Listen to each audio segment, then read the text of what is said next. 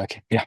So, hi, Kevin. Actually, yeah, today with us we have Kevin doing PhD at KAUST, that is King Abdullah University of Science and Technology, Saudi Arabia, which is one of the famous university in the world. So he'll be sharing his experience with us. Actually, the KAUST was one of my dream as well. So he'll be sharing his experience with us today. So Kevin, thank you so much for the interview. And yeah, we can start by introducing yourself, and after that, we can go with the next things like we can talk about your research and how the application process were like that. Yeah, please. Yeah, thank you, Afnas, for the invite, first of all. So, to introduce myself, my name is Kevin Philip Sabu. I'm from Kerala, India. So, I did my bachelor's in zoology from CMS College, Kottayam, and I did my master's from the School of Life Sciences, University of Madras. From both these institutes, I graduated as a gold medalist.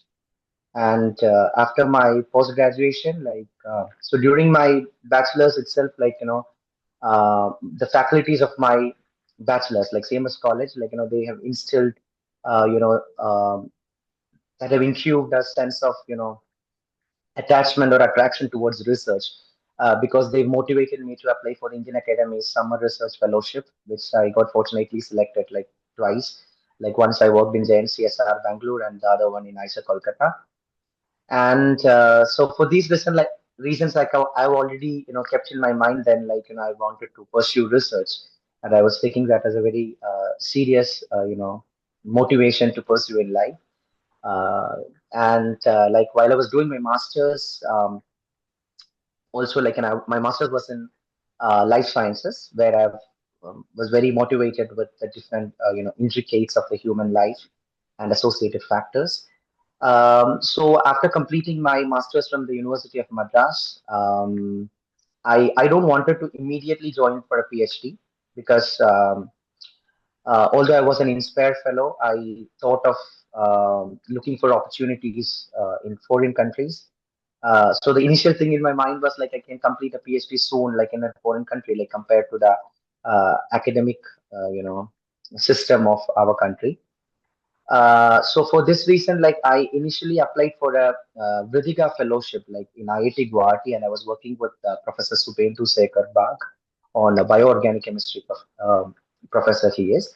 So from there, I started applying to different universities abroad, and so I initially started my PhD elsewhere, like in the Hebrew University of Jerusalem. But because of this geopolitical instabilities, I thought of taking a break, and I started applying to elsewhere, and like that's how I. So till that point of time, like I was not even aware about a university called KAUST.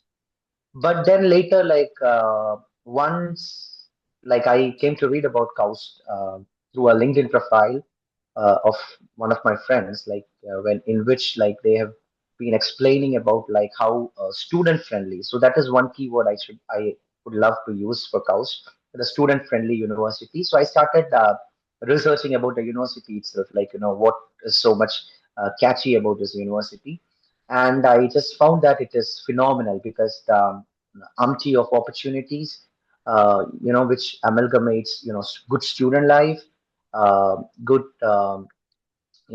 professor-student relationships, a good system of HR, and work-life balance. I think that is one of the things which we generally lack in academia.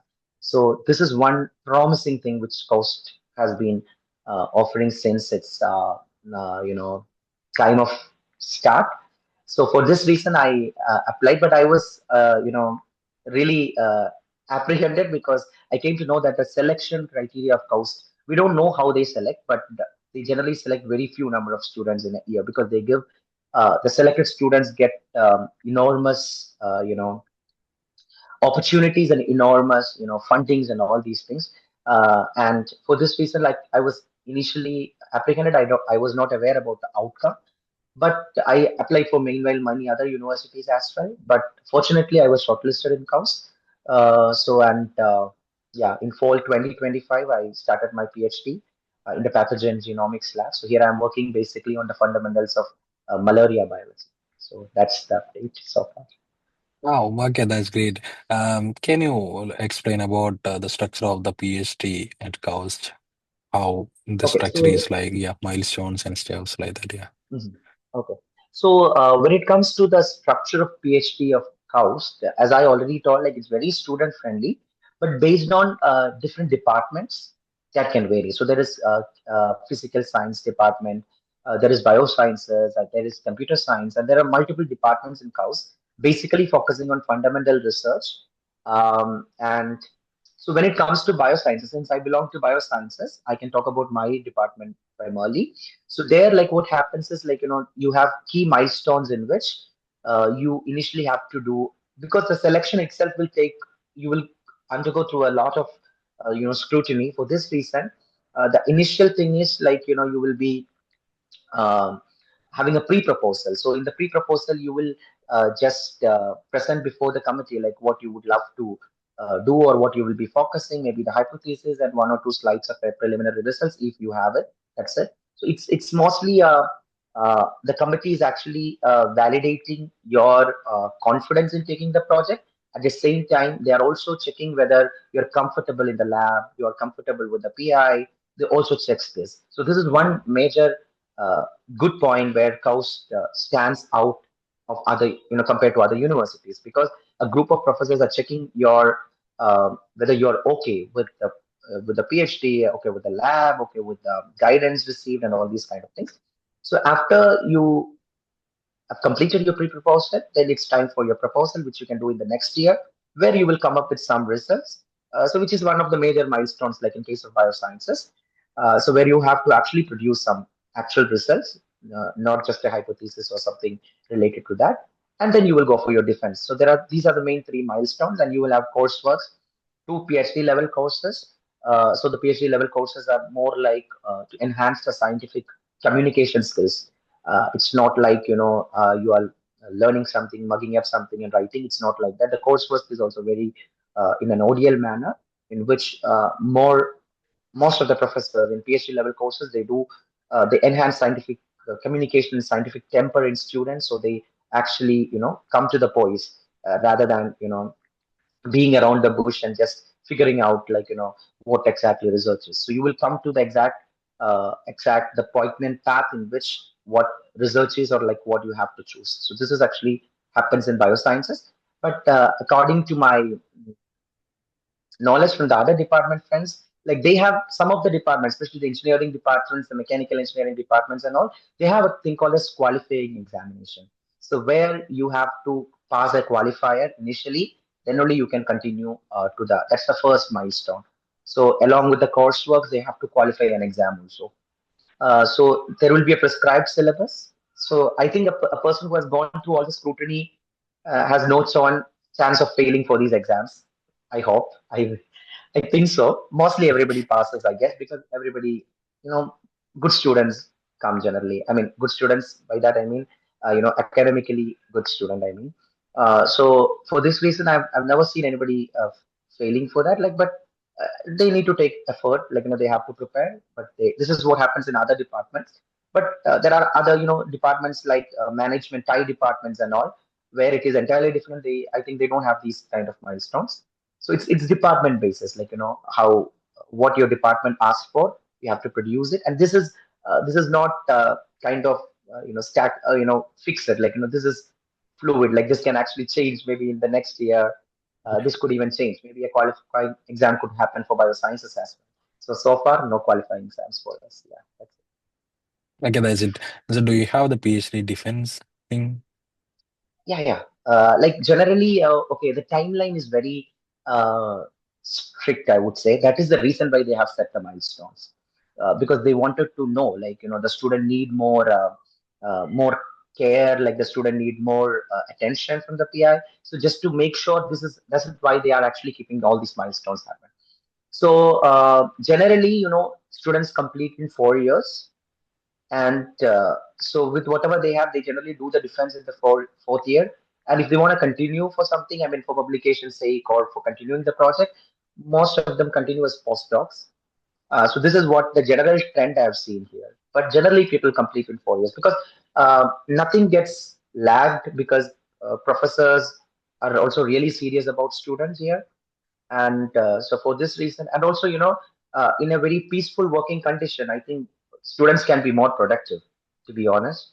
So I think students are, they don't need a push to be productive, I think, because the existence condition is very positive. So for that reason, I think students can work really well and can do their defense in the fourth year, and they can get extensions also, like based on some things, like if they had some emergencies or maybe like a pandemic situation or something like that, people can actually get extensions also. Yeah. Oh, okay, which means we have to complete within 4 years, right? Yeah, mostly, Yeah, yeah, mostly yeah. people complete in 4 years, but there are people who take some more extra time, like 6 months extensions and all. Yeah. Okay. So you mentioned about postdoc, right? Is it very easy to get a postdoc position as a PhD student from the?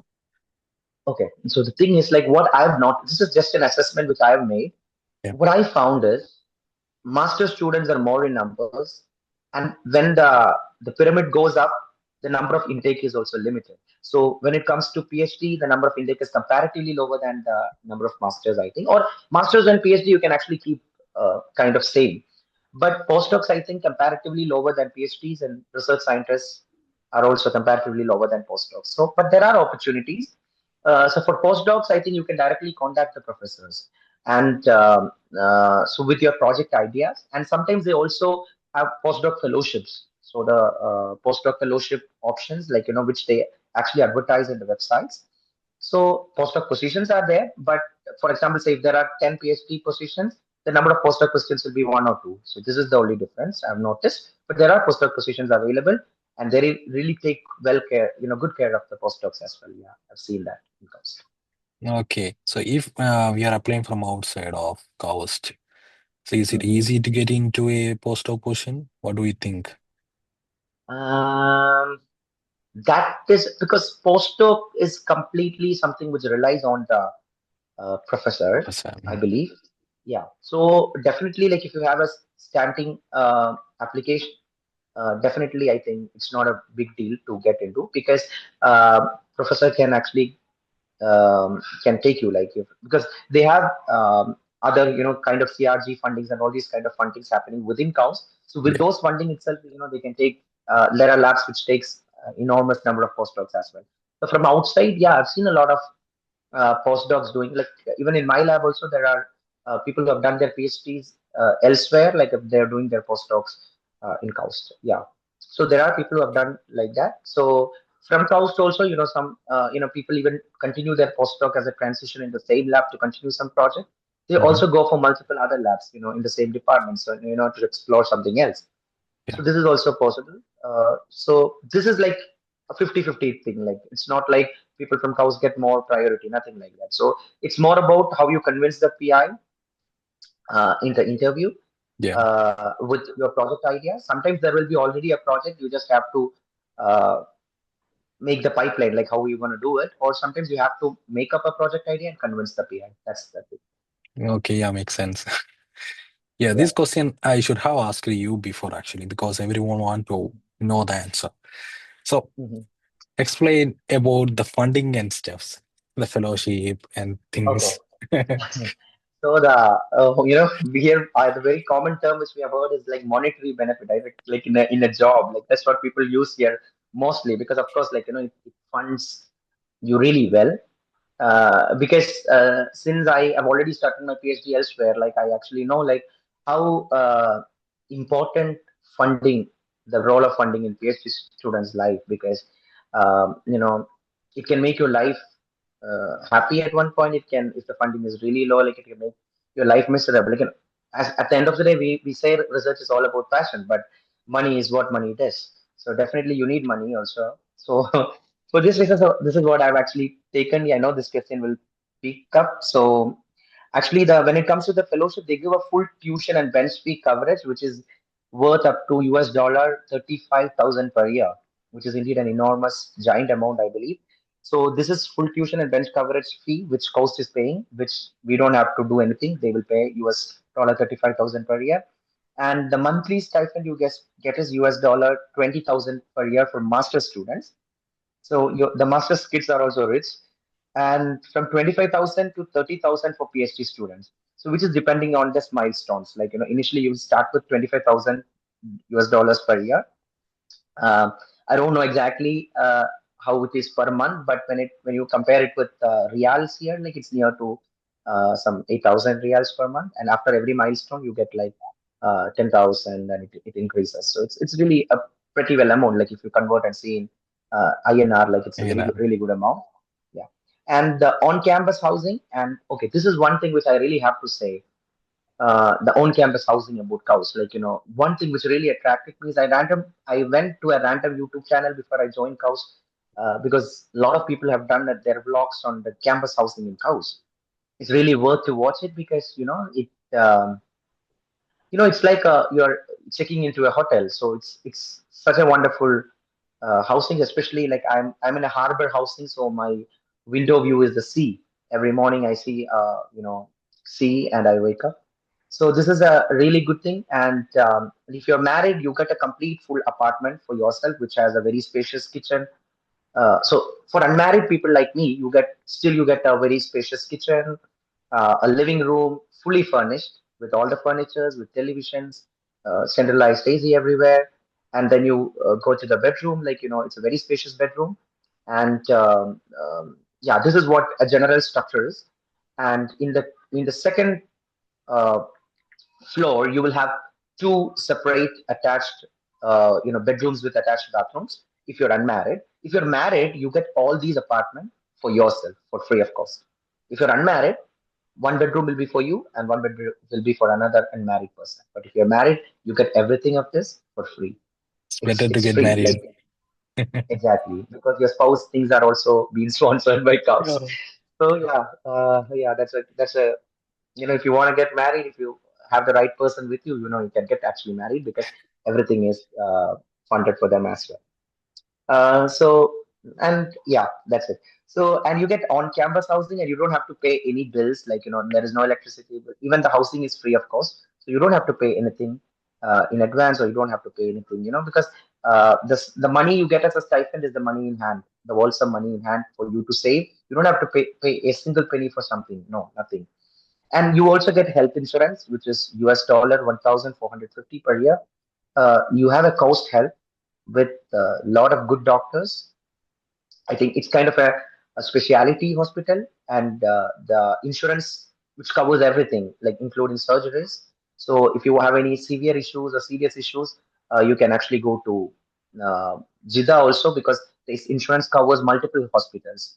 So it covers a lot of hospitals. For this reason, for whatever issues you have, you can visit a particular doctor, whatever doctor you want, free of course. Medicines are free, treatment aids are for free, like equipments related to you know health related equipments, these are all for free. Even for spectacles you have an insurance. So everything is good in that way. Like health insurance is really good here, so you don't have to spend much money on that. Not even much money, no money on that. And the most attractive thing is the relocation support. So they every day, every year, they give this much amount of money in your account for the for the tickets. You can, if you go to your place or you're not going, you get the money. And also they give money for visa and relocation. So while you initially come to a country, you will have definitely relocation charges, like for the visa charges, the attestation charges, and all these kind of things, which is really costly. But cost, you have to just submit the bill, cost pays everything. So it's like you don't have to pay anything. You just have to be focused. You just have to be academically, academic integrity person. Just that. House will do everything for you. It really gives a good curriculum. It really gives a good, vicinity for every student to pursue, rather than focusing about, because money is not a barrier which constrains students and from pursuing what good research. So there, here money is not an issue. They will pay you with whatever you want, whatever ethically you want, and then you can pursue uh, research, and you can actually come up with flying colors. Yeah, Yeah, it's really different actually when compared to Australia. Here, if you have a partner, it is very difficult to manage the expense and I everything. know, I know. This is the one reason I quitted my University of Melbourne offer, because you. people ask me like why I've quitted that option and chose Coast, because one thing is like research is really good here. See, people have an apprehension in their mind like whether Middle East is good for Yeah, research, true, true. but that my I also initially had this thing, but it has completely been changed after being to Coast, because the Coast has this thing called as a core lab. I don't think any place in the world has such, you know, big equipments, such phenomenal equipments, I would say, with all the facilities. So, and there are a lot of professors from very premier institutes from the world come to KAUST to visit these things, because KAUST is really good for, the analytical chemistry techniques, the other techniques, so especially for biology also we use a lot of techniques. So these equipments, like especially the microscopes, these highly sophisticated equipments which generally universities or many of the universities lacks, KAUST has all of it. So time, nothing will be lacked or nothing will be lagged in your research because you don't have an equipment, because everything is here in KAUST. So that is one, Mm, everything okay. under a single umbrella. So you don't have to depend on somebody else to do something. Coast has it.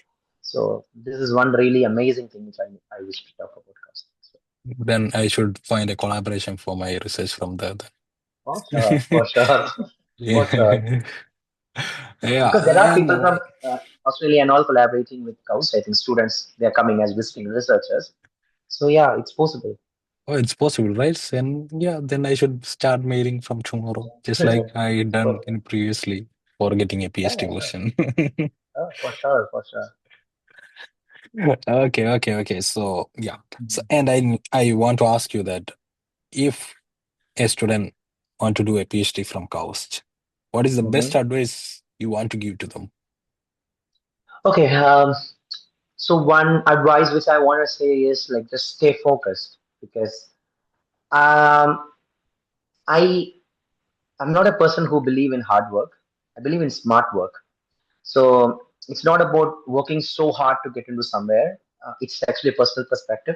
But if you work smart, and especially like when you're approaching somebody in an email, so your called emails have to be very short, rather than explaining all the details and all the acronyms which you have.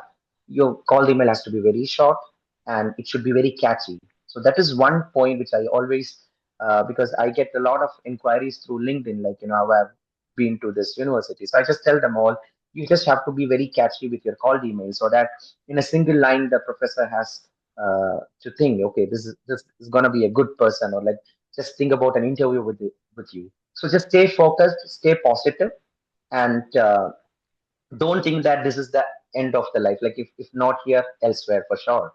Yeah. Because if research is your cup of tea, it will definitely come to you no matter whatever. Like even like I've seen, even you don't have to be academically so because I've seen people who are academically, like when it comes to marks, they are not much promising, but they're doing wonderful in research. So if research is your cup of tea, definitely things will come to you. So stay calm, stay positive, and with that positive attitude, just apply to places, because tension and stress will never uh, make you successful. Like especially when it comes to these kind of life-changing decisions of applying to a university for PhD and for research positions. So just stay calm and just apply, and things will happen. Because cows, if you are good, like if they find the potential in you, no matter whatever, they will actually try to choose you. At least they will give you an assurance that apply in the next semester, like maybe not in fall, then apply for spring. So you can actually apply in the next semester. Meanwhile, you can make your application more. So you get some time, 3 to 6 months. That time you can make your application more stronger by enhancing your skills, maybe enhancing your publications, enhancing your technical skills. Yeah, this is how you can actually do. Thank you. Thank you so much for that advice. Mhm. Yeah, what is your plan after this, after PhD? Okay, so I personally love to be a science communicator. I am really inspired by Dr. Anindita Bhadra of ISA Kolkata. So I used to be, listening to her science communication workshops or talks and all. So for this reason, I wanted to be a science communicator at one point, like communicating science not to the just the scientific authority, but dejargonizing it and giving it to the lay audience as well. So I love to be a science communicator. So this is one thing, and also like I wanted to pursue uh, research, maybe for to do a postdoc, yeah, or to continue as a researcher. At the same time, um, I wanted to continue teaching also because I believe in my teaching skills uh, is more or equally good like my research skills. So I am very confident about my teaching skills more than my research skills, to be very honest. So yeah, I want to be a science communicator. I want to be a researcher. At the same time, I want to be a a teaching person as yeah. So Yeah, these are three the- things which come to my mind. Yeah. yeah, that's great actually because I never hear that someone want to become a science. Sorry, yeah, communicator. That is research communicator, science Mhm, communicator. So, what does mhm. that actually mean? Just asking. Okay, so science Yeah, communication is it's actually we see a lot of science art. I'm not talking about research articles which come in research journals just, but yeah, there are a lot of science writings, for example, in science blogs, in science magazines, and also in there are channels which propagates these kind of things. TV channels, YouTube channels, which in which you actually, for example, if there is a research paper which is very complicated, for example, a research paper in p53 mutation, a random yeah, person, maybe a civil service officer or a medical doctor won't be able to understand what it's, exactly the paper says because it has a lot of jargons. So by yeah, jargon, I mean a lot of technicalities. So I wish to be a person who dejargonizes and give it to a person so that irrespective of their background, maybe a 10th standard student also can understand this. A professor of chemistry can understand biology. A medical doctor can understand it. A civil yeah. service person can understand it. Maybe an uneducated plus person also. If I share it with my grandmother, she should also understand it. Okay, that's really a great skill actually because nobody does Mhm. that. Yeah. There are very few people like in India also they do science communication, especially like one professor is like I worked for a summer research fellowship under this person, Dr. Anindita Batra from ISA Kolkata. So she is phenomenal, wonderful in this. Like this is one inspiration. I've never even said this to her before, but like she's one of my inspirations in because I've attended one of our science communication workshops, and the clarity in propagating ideas, Yeah, which it instills a lot of motivation in me. Yeah, it has. So for sure, I wanted to pursue that, and of course, research as well, because I know this is a very wonderful opportunity which I have received. So I just wanted to continue my research in the field of these, fundamental research in biology or medical sciences, which I'm actually doing now. So this also I need to really continue. Yeah. yeah. So that's really needed for as a researcher. So we should be very Mhm. good with communicating our research actually. But I'm not good at Exactly. that. But still, I'm saying that we need that quality. For sure. Because until and unless you can propagate your results, there is no point in results. This is what I believe. If you can't convince a person of irrespective of the field they belong to, there is no point in finding something very novel unless and until it's not been propagated properly. So of Yeah. course, yeah. So that is also very really important. Yeah, I actually wish to write, like write for magazines. I wish to talk on I love public speaking, so I like to talk on science relevant things, and these kind of things really motivates me, intrigues me, I would say. Yeah. Yeah. Do you have any page or channel, something like that, or blog or No, no. I'm very you lazy should to maintain start anything. that. Oh, I okay. have I on my Instagram, like I actually Yeah. started posting on techniques and all. But then later, but now since I'm working on malaria, there is HSC regulations because you can't take Yeah. phone, you can't use phone in between and all while you're doing something because it's very pathogenic things which you are working on. So there are some restrictions like that. But yeah, soon or later maybe yeah, I will. I wanted to start something like that. I really love because Yeah. I really love communicating. You This should is do something that which I because really. I done a video with a person. Actually, that was my first talk session. Mm-hmm, So he's doing mm-hmm, PhD in geophysics in UK. He has a mm-hmm, page actually. He usually explain the natural phenomena like tsunami and stuffs in Instagram. mm-hmm, I think he has mm-hmm. around 50K followers. He Oh, is nice. really good at explaining that as well. Mm-hmm, He's mm-hmm. doing PhD. And yeah, Mm-hmm. he's a good I'm reading things communicator. like this. Yeah, it's really Mm-hmm. nice. So you should Nice, start nice. I really actually. like that. Yeah, I really like these kind of people. So maybe I'll also do something someday. Yeah. Yeah. So do you have any at last? We want to share something, or do you have something to share? I just want to say, like, stay focused, and there are a lot of universities, like especially in the Middle East, there are very lot of good universities with very good funding, which people are not much aware because they fall. We have a tendency to mostly choose some particular countries, but there are very good options in the Middle East as well. So just stay focused and apply, and there are you know the professors like the top tier professor, because I know about KAUST, like all the faculties. I can't even say most. It's all the faculties here are from the top tier institutes with enormous background, enormous collaborations and all these kind of things. So just stay focused and apply and make an SOP which is convincing to the HR, which is convincing to the your PI. And also one thing which I want to say is before you go to the application portal and apply, you better seek a professor and personally have a conversation or a talk with the professor, because the professor can then try to make things more easier compared to you directly applying without letting any professor know, because then there is chances for your application to be pulled. So if you are contacting a professor in prior, I've done personally that. I've contacted a professor in prior and he was interested in taking me, and then I did the application. So this is like one thing. And also you have to take the English language test. It's really mandatory in Saudi Arabia. You have to for your it's just an HR rule, like you should have IELTS or TOEFL or whatever. So this is really, I think in Australia also it's mandatory.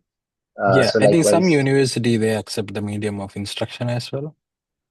yeah. Here they don't. It's really mandatory. Like if you're not from an English native speaking language, Yeah. by default you should have IELTS. But you will get enough time. It's not like you have to submit it this day, tomorrow's selection, next day. No, they'll give enough time to submit it, so you will have time to take the exams Oh, and okay, all. which means we can apply without an IELTS score. We can For update sure, later. for sure. Oh, Yeah. Because when I applied, I was not having. I've not taken because in my previous university I got an English waiver yeah. uh, after the interview, so I didn't have to submit anything there. But here, like it's really mandatory. I tried for waiver here, but here they said no. If you're from an English for like country like UK and all, you can Yeah. exempt yourself from that. But if you're from any other country, no matter what, I think even if you're from Saudi also, you have to submit something. I'm not Hmm. sure about it, but generally, whatever country you're from, you have to submit the English language test. And yeah, so just take it, and the person will contact you like someday, and just submit it. That's it. So there are some prerequisites before. Although you get an offer letter, the prerequisites have to be also fulfilled. So just submit things, then they'll send you the tickets. Come to course. That's it. Mm. Yeah, that's great. And actually, I want to ask you this, but I don't know. Do you have any information about the internship and things in KAUST? Because I am getting a lot of inquiry regarding that actually. Okay. Okay, okay. This is a very relevant question, I would say, because that is one good way of entering into a PhD in KAUST also. Because there is a program called as Visiting Student (VSRP), I think, Visiting Student Research Program, in which KAUST take enormous number of students. So you just have to apply for the VSRP portal, and you can apply to the professors and just come here. So generally, professors take VSRP students, so they get trained, and by the time, if you can actually create a good rapport with the lab, rapport with the professor, convince him that I will be a good PhD student, you can actually directly apply for a PhD from here itself, then go to India, then come back as a PhD student. Because I've seen a lot of people initially working as a VSRP, a visiting student, and then has converted to a PhD student. Because, of course, that is more advantageous from the professor side also, because they Yeah, got a person who has already worked already something, in. so it's existing in the lab. Yeah. So it's really good. And also, I think there are stipends for the VSRP students. I think 1,000 USD. I'm not sure, but 1,000 USD, I think, for the visiting students. So and they get also housing, all these kind of things. So that is one good way. While doing your masters, you can actually apply for a VSRP, but there is some minimum weeks, I think. So just do that. Come here, and then yeah, the scrutiny is comparatively easier, I think, because a lot of visiting students are seen in house. seen Yeah. at KAUST. So that's not a big deal. So you can just apply, convince the professor, come here, work for some time, and make sure that you actually work so that your professor understands that okay, this is a good person for PhD. Then approach him, convince him, send. Then in that case, with the help of him itself, you can frame the SOP and then Yeah. apply to KAUST. And when you apply to KAUST, they will see that okay, this guy already has an experience with KAUST. So Yeah. the transition is very easy. You don't have to Right. have a tough transition. The transition is really easy. So this is one good way. Okay, that was a very relevant question and a good question. So that is one thing which everybody can actually, people who wanted to pursue something at KAUST, they can actually try to apply for a VSRP. Yeah. Okay, okay, okay. Yeah, yeah, thanks. Thank you so much. Actually, I think we covered almost everything what a Hmm. PhD aspirant has to know about Hmm. cost, actually. Hmm. Yeah. Right. Do we miss something? No, right? I think we covered almost everything, right? No, no. I think almost everything. Yeah. Okay. Thank you. Thank you so much, Kevin, for sharing your Yeah, experience very with nice. us.